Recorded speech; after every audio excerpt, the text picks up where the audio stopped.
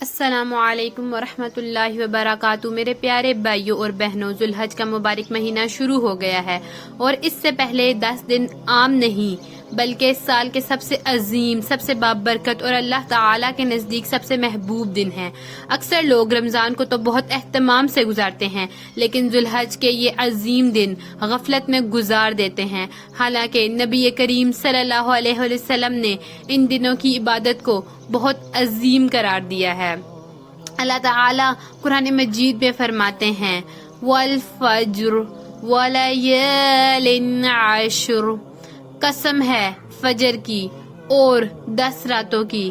سورۃ الفجر کی اس آیت کے مبارک میں، اس آیت کے بارے میں حضرت عبداللہ بن عباس رضی اللہ تعالیٰ عنہ سمیت کئی مفسرین فرماتے ہیں کہ 10 راتوں سے مراد ذوالحج کے پہلے 10 دن اور راتیں ہیں۔ سوچیں، جن دنوں کی قسم خود اللہ تعالیٰ اٹھا رہا ہو، ان کی عظمت کتنی بڑی ہوگی۔ اور رسول اللہ صلی اللہ علیہ وآلہ وسلم نے فرمایا ہے، اللہ تعالیٰ کے نزدیک کوئی دن ایسے نہیں جن میں نیک عمل ان 10 دنوں کے نیک اعمال سے زیادہ محبوب ہوں۔ صحابہ کرام رضی اللہ تعالیٰ عنہم نے پوچھا، یا رسول اللہ کی راہ میں جہاد بھی نہیں؟ آپ صلی اللہ علیہ وآلہ وسلم نے فرمایا، جہاد بھی نہیں سوائے اس شخص کے جو اپنی جان اور مال لے کر نکلا اور پھر کچھ واپس نہ لایا۔ سبحان اللہ! یعنی ان دنوں کی عبادت کا مقام اتنا بلند ہے کہ عام جہاد سے بھی بڑھ کر ہے۔ میرے عزیزو، یہ دن صرف قربانی کے نہیں بلکہ عبادت، توبہ، ذکر، دعا اور اللہ تعالیٰ سے تعلق مضبوط کرنے کے دن ہیں۔ ان دنوں میں خاص طور پر نمازوں کی پابندی کریں، تہجد پڑھیں، قرآن مجید کی تلاوت کریں، روزانہ صدقہ و خیرات کریں جو آپ کی توفیق ہے، والدین کے ساتھ حسن سلوک کریں، دل کھول کر دعائیں مانگیں اور کثرت سے اللہ تعالیٰ کا ذکر کریں۔ نبی کریم صلی اللہ علیہ وسلم نے فرمایا، ان دنوں میں کثرت سے تحلیل، تکبیر اور تحمید پڑھو، یعنی بار بار ان کلمات کو دہرائیں، لا الہ الا اللہ، اللہ اکبر، الحمد للہ۔ یہ کلمات اللہ تعالیٰ کے نزدیک بہت محبوب ہیں اور یہ تکبیرات بھی پڑھتے رہیں۔ اللہ اکبر، اللہ اکبر، لا الہ الا اللہ، واللہ اکبر، اللہ اکبر، وللہ الحمد۔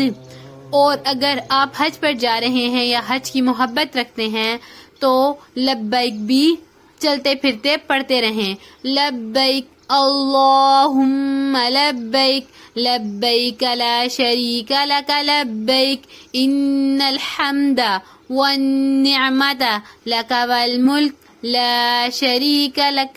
میرے بھائیوں اور بہنوں، ان 10 دنوں میں روزہ رکھنا بھی بہت بڑی فضیلت رکھتا ہے، خاص طور پر یوم عرفہ یعنی 9 ذی الحج کا روزہ۔ نبی کریم صلی اللہ علیہ وآلہ وسلم نے فرمایا، مجھے اللہ تعالیٰ سے امید ہے کہ عرفہ کے دن کا روزہ 1 سال پہلے اور 1 سال بعد کے گناہوں کا کفارہ بن جاتا ہے، یعنی 2 سال کے صغیرہ گناہوں کی معافی۔ ذرا سوچیں، ذہن پر زور ڈالیں، صرف 1 دن کا روزہ اور اللہ تعالیٰ کی اتنی بڑی رحمت۔ لیکن یاد رکھیں، یہ فضیلت صرف اسی شخص کو ملتی ہے جو سچی توبہ کرتا ہے، گناہوں سے بچنے کے لیے اور اللہ تعالیٰ کی طرف رجوع کرتا ہے۔ میرے عزیزو، یہ دن ہماری زندگی کو بدل سکتے ہیں۔ ہو سکتا ہے اگلا ذوالحج ہمارے نصیب میں ہو یا نہ ہو سکتا ہے یہ ہماری زندگی کے آخری حج والے بابرکت دن ہوں۔ اس لیے میں آپ کو بار بار یاد دلاتی ہوں کہ اپنے گناہوں سے توبہ کریں، اپنے دلوں کو صاف کریں، رشتوں کو بہتر کریں اور اللہ تعالیٰ کو راضی کرنے کی کوشش کریں تاکہ آپ کو بھی ان دنوں کی برکات حاصل ہو سکیں۔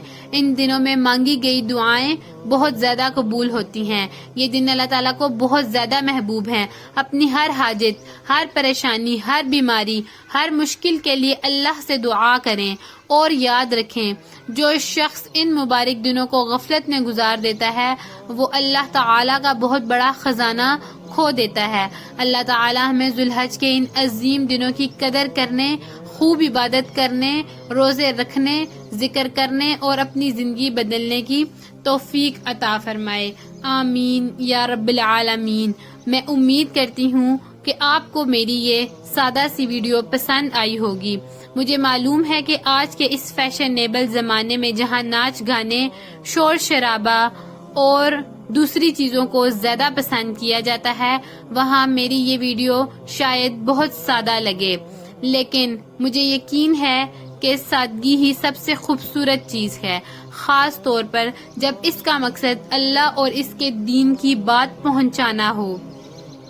میں پوری کوشش کرتی ہوں کہ آپ تک قرآن و حدیث کی روشنی میں صحیح معلومات مستند حوالوں کے ساتھ پہنچاؤں، تاکہ یہ ویڈیوز صرف دیکھنے کے لیے نہیں بلکہ ہماری آخرت سنوارنے کے لیے بھی ہوں۔